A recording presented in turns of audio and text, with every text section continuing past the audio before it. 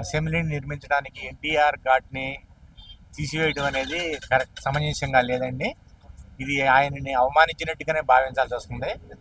ఎన్టీఆర్ స్థాపించినటువంటి పార్టీలో వివనమాలు దిద్ది ఇవాళ ప్రతిపక్షంలోకి వెళ్ళి కాంగ్రెస్లో గూడి చేరి ఇవాళ ఆయన ఎన్టీఆర్ ఘాట్ని తీసేయటం ఆయన సమంజసంగా లేదండి. ఆయన ఇది ఎలా ఉందంటే ఈ చర్య ఇంట్లో తిని ఇంటి వాసాలు లెక్కించినట్టుగా ఉందండి వ్యవహారం. ఇదంతా కరెక్ట్ కాదండి. అవసరమైతే ప్రభుత్వం తలుచుకుంటే అసెంబ్లీ నిర్మించడం కోసం వేరే స్థలాన్ని చూసుకోవడం పెద్ద కష్టమైన పని కూడా కాదు. ఎన్టీఆర్ ఘాట్ని తీసేయడం అనేది అంత సమంజసం కాదు. మేము దీన్ని ఖండిస్తున్నామండి. బీఆర్ఎస్ ప్రభుత్వం పెట్టిన ప్రపోజల్ చాలా పొరపాటుది. ఎన్టీ రామారావు గారు అంటే ఒక యుగ పురుషుడు, నటరత్న. ఆయన స్మారక చిహ్నంగా వదిలిన దాని మీద అసెంబ్లీ కట్టడం అనేది మూర్ఖపు చర్య. దీన్ని విరమించుకుంటే వాళ్ళకి గౌరవంగా పద్ధతిగా ఉంటుంది. దీని మీద మాట్లాడడం అనేది వాళ్ళకి తగినది కాదు, వాళ్ళ పెద్దరికం కాదు. అక్కడ సమాధి ఆయనది ఉండాల్సిందే. ఆయన విశ్వవ్యాప్య అయిన నటుడు, ఒక మంచి ముఖ్యమంత్రిగా పేరుగాంచిన వ్యక్తి. అతని సమాధిని కోల్దోద్దామన్న ఆలోచన దురుద్దేశంతో కూడుకుందని చెప్పని తెలియపరుస్తున్నారు. దీని మీద ఆంధ్రా నుంచి కూడా మేము ధర్నాలు విశ్వవ్యాప్తంగా చేయడానికి సంసిద్ధంగా ఉన్నాం. ఒక ఎన్టీఆర్ అభిమానిగా నా అభిప్రాయాన్ని చెప్తున్నాను. హుసేన్ సాగర్ గట్టు మీద ఉన్న రామారావు గారి స్మారక చిహ్నాన్ని మార్చడం అనేది బీఆర్ఎస్ ప్రభుత్వానికి, అదే పార్టీ నుంచి వచ్చి లీడర్గా ఎదిగిన కేసీఆర్ గారికి భావ్యమైన పద్ధతి కాదు. దీన్ని విరమించుకోవాల్సిందిగా మనస్ఫూర్తిగా కోరుకుంటున్నాము. రామారావు గారు ఒక వ్యక్తి కాదు, ఒక సంస్థ. అతను విశ్వవిఖ్యాత నటుడు, నట సార్వభౌముడు. ఉన్న ఆంధ్ర సీఎంలో ఒక మంచి సీఎంగా పేరు తెచ్చుకున్న వ్యక్తి కూడా. అతని 100 సంవత్సరాల శతదినోత్సవ వేడుకల సందర్భంలో ఇలా బీఆర్ఎస్ మాట్లాడడం ఎంతవరకు సమంజసం కాదు. కేసీఆర్ గారు ఎక్కడి నుంచి వచ్చారు? అదే రామారావు గారు పెంచి పోషించిన వ్యక్తే కదా. ఆయన ఆలోచనలు ఎందుకు ఇలా ఉంది? దీని మీద మేము రేవంత్ గారు కనుక బీఆర్ఎస్ మాటలు నమ్మి తల ఉంచి రామారావు గారి స్మారక చిహ్నాన్ని అక్కడి నుంచి తరలిస్తే దీని మీద పెద్ద ఎత్తున ఆంధ్ర, తెలంగాణ, తెలుగు రాష్ట్రాల్లో ఉద్యమం చేయడానికి మేము ఎన్టీఆర్ అభిమానులుగా సంసిద్ధంగా ఉన్నాము. దీని మీద రేవంత్ గారు సముచిత నిర్ణయం తీసుకొని తన అభిప్రాయాన్ని తొందరగా వెల్లడి చేయాలని చెప్పి రామారావు అభిమానులుగా మనస్ఫూర్తిగా కోరుకుంటున్నాము. అటువంటి ఆలోచన నుంచి ఉంటే విరమించుకోవాల్సిందిగా ప్రార్థన. ఓకే అండి, నమస్తే అండి. తెలంగాణలో బీఆర్ఎస్ ఎమ్మెల్యేలు వాళ్ళు ఇష్టం వచ్చినట్టు మాట్లాడుతున్నారు. అదేమంత మంచి పద్ధతి కాదండి. కేసీఆర్ ఎక్కడి నుంచి వచ్చాడండి? కేసీఆర్ ఎక్కడి నుంచి వచ్చాడు?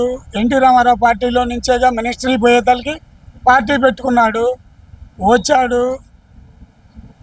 కేసీఆర్ 10 సంవత్సరాలు కుటుంబ పాలన చేశాడు, కావాల్సినంత మనీ వెనకేసుకున్నాడు. వాళ్ళ అమ్మాయి మొన్న బ్రాందీ కేసులో కూడా ఉంది, జైల్లో కూడా చేసింది, తిహార్ జైల్లో. భారతదేశం ప్రజలందరికీ తెలిసిందే కదా ఇది. ఆంధ్రప్రదేశ్ ఇడిపోయింది.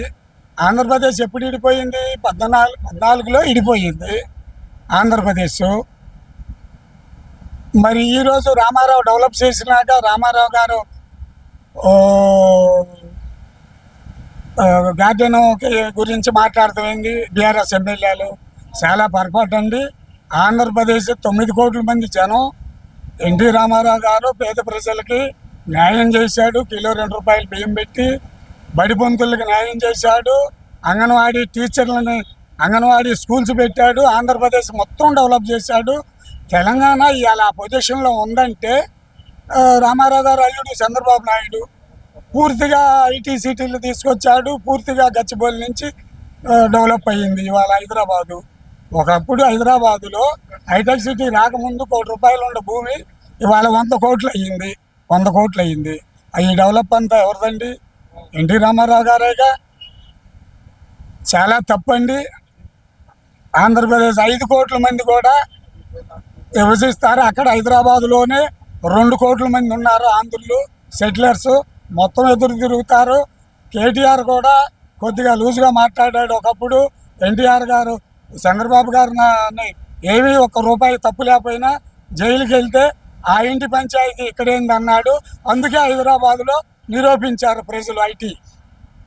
దాని కారణంగా 70 దేశాల్లో ఎన్టీ రామారావు చంద్రబాబు గురించి చాలా గొప్పగా చేశారు. 5 కోట్ల మంది కూడా మొత్తం హైదరాబాద్ వస్తారు. కేసీఆర్ బీఆర్ఎస్ దేంతో కూడా చెప్తారు. అది చాలా తప్పు. ఇందిరాగాంధీ ఏం చేయలేకపోయింది ఎన్టీ రామారావు అని మీకు తెలిసిన విషయమే కదా. ఇందిరాగాంధీ 84లో చనిపోయింది, ఆమె ఏం చేయలేకపోయింది. చాలా తప్పు.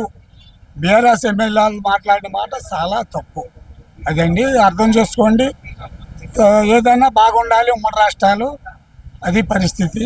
ఇవాళ హైదరాబాదు ఇండియాలో 6వ సిటీ, 5వ సిటీ అవబోతుంది. అమరావతి డెవలప్ అవుతుందని చెప్పి వాళ్ళు కేసీఆర్ అంతా కూడా చెప్పకూడదండి. వాళ్ళ కుటుంబ పరిపాలన కొన్ని వేల కోట్ల ఆస్తి సంపాదించుకున్నారు వాళ్ళు కుటుంబ పాలన చేసి. వాళ్ళకేమీ పేరు ఉందండి, వాళ్ళకేమీ ఇది ఉందండి హైదరాబాద్లో అనకూడదు. కానీ నిన్నటిదాకా వాళ్ళ అమ్మాయి భారతదేశం అంతా జైల్లో పడింది కవిత అని అందరు చూతండ్రిగా. కేసీఆర్కి ఏముందండి, ఏదో ఖాళీ ఇరిగిందని జనం సానుకూలంగా స్పందించారు. అంతేగాని కేసీఆర్ మాట్లాడే మాటలు మంచి పద్ధతి కాదు, దాన్ని ఖండించండి. లేదంటే ఆంధ్రప్రదేశ్ 5 కోట్ల మంది ఒప్పుకోరు. అదండి పరిస్థితి.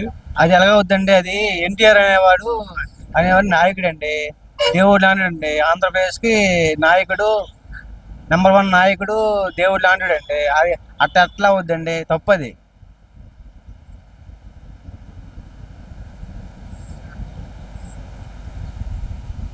పవన్ కళ్యాణ్ గారు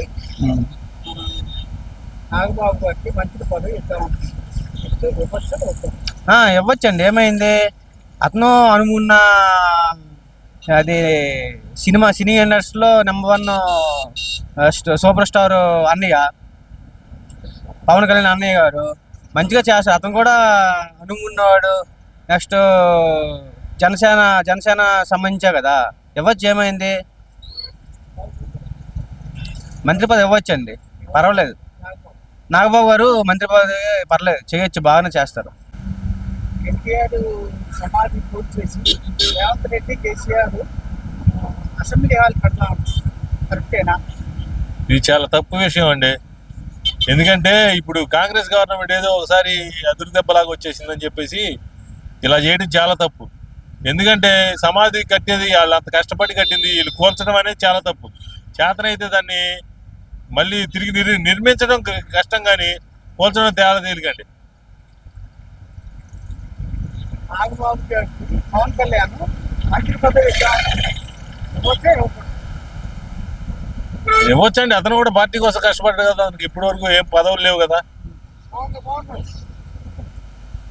పదవులు లేవు, అతనికి ఇవ్వచ్చండి. ఎందుకంటే అతను పార్టీ గురించి కష్టపడ్డాడు, కనీసం పార్టీ తరఫు నుంచి అన్న అతనికి ఇవ్వాల్సిన బాధ్యత ఉంది కదా. పార్టీకి ప్రజల గురించే కదా వాళ్ళు కష్టపడుతుంది. అలాంటిది నాగబాబుకి కూడా ఇస్తే వాళ్ళకి కూడా కొంచెం ఎంకరేజ్మెంట్ ఉంటుంది. ఇవ్వాలండి, కంపల్సరీ ఇస్తేనే మంచిది. ఇప్పుడు హైదరాబాద్ లో రేవంత్ రెడ్డి గారు వచ్చేసరికి చాలా మంది హౌసెస్ కూడా తీసేశారు. చాలా మంది కూడా నిరుపేద ప్రజలు ఏదో వాళ్ళది ఉన్న దాంట్లో కట్టుకొని ఉన్న వాళ్ళది వ్యాపారాలు తీశారు, హౌసెస్ తీశారు. వేరే చోటన ఇవ్వడం అన్నది ఎంత మటుకు కరెక్ట్ ఉన్నాయి తీశారు, సరే బాగానే ఉంది. ఇప్పుడు దగ్గర రామారావు గారు చనిపోయి 30 years అవుతుంది. ఆ 30 years లో ఇప్పుడు అక్కడ సమాధి అక్కడ ఉన్నది తీసేయడం అన్నది కూడా కరెక్ట్ కాదు. ఇంకో విషయానికి వస్తే రేవంత్ రెడ్డి గారు చంద్రబాబు నాయుడు మంచి స్నేహితులు ఇద్దరు కూడా. ఒక లెక్కలో చెప్పాలంటే రాజకీయం చరిత్ర కానీ జీవితం కానీ నేర్చుకుంది రేవంత్ రెడ్డి గారు చంద్రబాబు నాయుడు గారి దగ్గర. తెలుగుదేశం పార్టీ పెట్టిందే రామారావు గారు. అటువంటి రామారావు గారిది అక్కడ ఆయనది తీసేయడం అన్నది, శ్మశాన వాటిక అన్నది తీసేయడం అన్నది, లేకపోతే ఆయనది జ్ఞాపకంగా ఉంచిన స్థలంలోని వేరేది కట్టాలనుకోవడం అన్నది కరెక్ట్ కాదు అది. ఎందుకంటే రామారావు గారు అంటే నాకంటే చిన్న వయసు అయితే అవ్వచ్చు, కానీ రామారావు గారు అంటే చాలా విలువైన మనిషి, చాలా పేరున్న మనిషి, మన ఆంధ్రప్రదేశ్కి ఎంతో మేలు చేసిన మనిషి.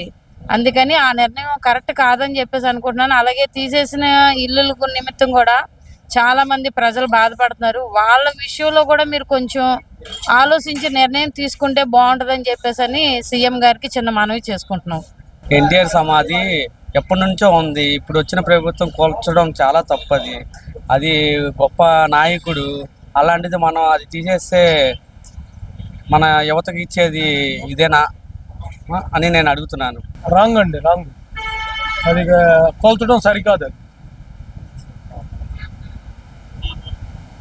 పవన్ కళ్యాణ్ నాగబాబు గారికి మంచి పదవి ఇద్దాం ఇవ్వచ్చండి, వాళ్ళు ఇవ్వచ్చు. నాగబాబు గారికి ఇవ్వచ్చండి.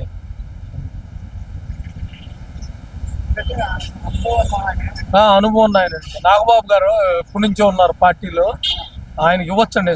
ఆయనకి మంచి స్థానం కల్పించవచ్చు. హలో, నమస్తే అండి. నా పేరు కృష్ణారెడ్డి. ఈ మధ్యనే చూశాను, ఎన్టీఆర్ విగ్రహం కూల్చి అదే ప్లేస్లో అసెంబ్లీ భవనం కడదామని ఒక ప్రతిపాదన అయితే కాంగ్రెస్ వాళ్ళు చేస్తున్నారు. ఇది చాలా దుర్మార్గమైన చర్య. తెలుగు జాతి ప్రజలు మొత్తం, తెలుగు జాతి మొత్తం దీన్ని ఖండిస్తుంది. తెలుగు అంటేనే తెలుగు అంటే భారతదేశంలో ఒక చిరస్థాయిలో నిలబెట్టిన వ్యక్తి రామారావు గారు. అలాంటి ఆయన విగ్రహం తీసేసి సచివాలయం కట్టడం అనేది దుర్మార్గమైన చర్య. దీని పరిణామాలు తీవ్రంగా ఉంటాయి. రాబోయే రోజుల్లో ఈ ఆలోచన విరమించుకుంటే బాగుంటుంది, లేకపోతే పరిణామాలు తీవ్రంగా ఉంటాయని ఈ సందర్భంగా నేను ఆంధ్రప్రదేశ్ నుంచి చెప్తున్నాను. తెలంగాణ గవర్నమెంట్ సీఎం రేవంత్ రెడ్డి గారు తీసుకున్న నిర్ణయం అది చాలా తప్పిదము. ఎన్టీఆర్ అనేవాడు మహానేత, జననేత. ఆయన ఇప్పుడు ఈ తెలుగు రాష్ట్రాల్లో వాళ్ళు ఆయనకి భారతరత్న ఇవ్వాలని అందరూ రాష్ట్రపతి డిమాండ్ చేసే తరుణంలో ఆయన ఎన్టీఆర్ గార్డును కూల్చి ఆడ అసెంబ్లీ కట్టడం అనేది హాస్యాస్పదం. ఇది తెలుగు వారికి ఎంతో బాధ కలిగించిన విషయం. ఇది ఏపీ తెలుగు రాష్ట్రాల తరఫున మేము ఖండిస్తున్నాం. దీనికి సీఎం నిర్ణయం తప్పుడు నిర్ణయం అని మేము భావిస్తున్నాం.